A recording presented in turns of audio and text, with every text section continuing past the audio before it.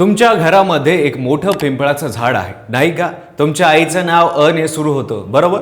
तुम्ही गेल्या महिन्यात नोकरी सोडली. तुम्ही दोघी बहिणी आहात, बरोबर ना?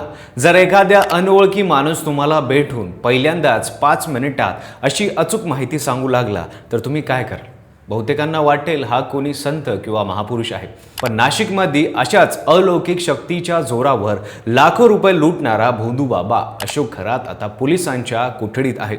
त्याची अचूक माहिती नेमकी कशी काम करायची, त्याने वापरलेली कोल्ड रीडिंग आणि हॉट रीडिंग ही तंत्रे नेमकी काय आहेत याची हादरणारी माहिती समोर आली आहे. तर काय आहे कोल्ड रीडिंग आणि हॉट रीडिंग, खरात ते तंत्र कसं वापरायचं, सविस्तर जाणून घेऊया या व्हिडिओच्या माध्यमातून. नमस्कार, मी पंकज आणि तुम्ही पाहताय कसं काय. नाशिक जिल्ह्यातील कॅप्टन म्हणून प्रसिद्ध असलेला अशोक खरातचं नाव सध्या राज्यभरात गाजलं आहे. त्याच्याकडे दूरदूरून भोळे बाबडे भाविक येत असत. त्याला प्रॉब्लेम सॉल्व्हर म्हणून ओळखलं जात होतं. पण गेल्या काही दिवसात या बाबाच्या अंगातल्या भूताचा पर्दाफाश झाला. न्यायालयाने त्याला 29 मार्चपर्यंत पोलीस कोठडी सुनावली असून SIT त्याची कसून चौकशी करत आहे. नुकतीच SIT आणि फॉरेन्सिक टीमने ओकस येथील अशोक खरातच्या कार्यालयावर मोठी कारवाई केली. पंचांच्या साक्षीने हे कार्यालय सील करण्यात आलं. या कारवाई दरम्यान टीमने तिथून एक प्रिंटर आणि काही अत्यंत महत्त्वाची कागदपत्रे जप्त केली आहेत. ही कागदपत्रे त्याच्या फसवणुकीची गुरुकिल्ली ठरत आहे. पोलिसांच्या तपासात अशोक खरातची नवीन मॉडस ऑपरेशन समोर आलं आहे. ही पद्धत एवढी धूर्त होती की सामान्य माणसाला ती ओळखणं अवघड होतं. अशोक खरात प्रत्यक्षात मानसशास्त्र आणि फेस रीडिंगमध्ये पारंगत होता. पण त्याचा खरा हत्यार म्हणजे कोल्ड रीडिंग आणि हॉट रीडिंग ही तंत्रे. हॉट रीडिंग म्हणजे भाविक भेटण्याआधी त्याबद्दल सगळी माहिती गोळा करून ठेवली जाते. अनेक खरातकडे येणाऱ्या व्यक्तीचे नातेवाईक कोण, त्याचे जवळचे मित्र कोण, त्याच्या आयुष्यातील चढ उतार काय, त्याचा शत्रू कोण, या सर्व गोष्टी त्याची एक स्वतंत्र यंत्रणा आधी जाणून घ्यायची. एखाद्या ग्राहक येणार असेल तर त्याच्या गावातील एखाद्या माणसामार्फत किंवा त्याच्या सोशल मीडियावरून त्याची संपूर्ण पार्श्वभूमी तपासली जात असे.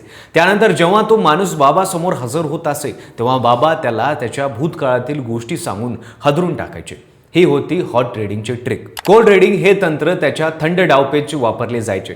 जेव्हा एखाद्या व्यक्तीबद्दल पूर्ण माहिती नसायची तेव्हा तो कोल्ड रीडिंगचा वापरायचा. यामध्ये समोरच्या व्यक्तीला काही सामान्य पण अचूक वाटेल अशी प्रश्न विचारले जातात. उदाहरणार्थ, तुमच्या आयुष्यात एक असा मोठा धक्का बसला आहे का, नाही का?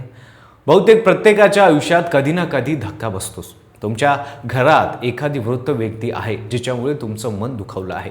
हे सुद्धा अनेक घरात घडतं. तुम्ही आणि तुमच्या जोडीदार यांच्यात काहीतरी बोलणं झालंय, बरोबर? समोरची व्यक्ती या सामान्य विधानांना हो म्हणत जाते आणि बाबा त्याच्या चेहऱ्यावरील हावभाव, बॉडी लँग्वेज वाचत त्या व्यक्तीच्या प्रतिक्रियेनुसार पुढची वाक्य बनवत जातो. हे मानसशास्त्र एवढं प्रभावी असतं की समोरची व्यक्ती स्वतः बाबाला आपल्या समस्या सांगायला लागते आणि त्या बाबाच्या अलौकिक शक्ती मानते. अशोक खरात केवळ फसवणूकच करत नव्हता, तर त्याच्याकडे अवैध शस्त्रही जप्त करण्यात आले आहे. तपासात असं उघड आलंय की त्याच्याकडे असलेली बंदुकीचा परवाना नाशिक जिल्हा प्रशासनानेच दिला होता. 15 ऑक्टोबर 2022 रोजी हा शस्त्र परवाना मंजूर झाला होता आणि 1 जानेवारी 2024 रोजी त्याचं नूतनीकरणही झालं होतं. त्याच्या फार्म हाऊसवरील 21 काडतुसे जप्त करण्यात आले आहेत. यापैकी 5 काडतुसे वापरलेली आहेत. या काडतुसांचा वापर कुठे आणि कशासाठी झाला याचा तपास सध्या सुरू आहे.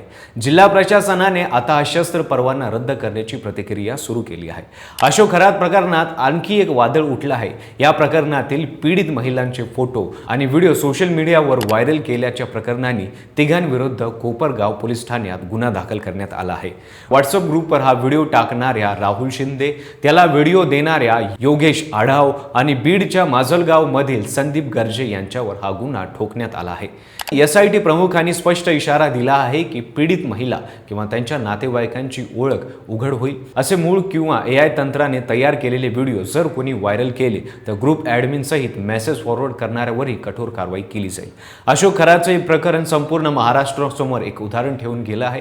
आपल्या दुःखाच्या क्षणी माणूस एखाद्या बाबाच्या आधारेने मार्ग काढून पाहतो आणि अशा वेळी हे फसवे बाबा त्याच्या भोळेपणाचा फायदा उचलतात. पहिले 5 मिनिटात सगळं अचूक सांगणार. ही कोणती दैवी शक्ती नसून ती कोल्ड रीडिंग आणि हॉट रीडिंग सारखी मानसशास्त्रीय फसवणूक असू शकते.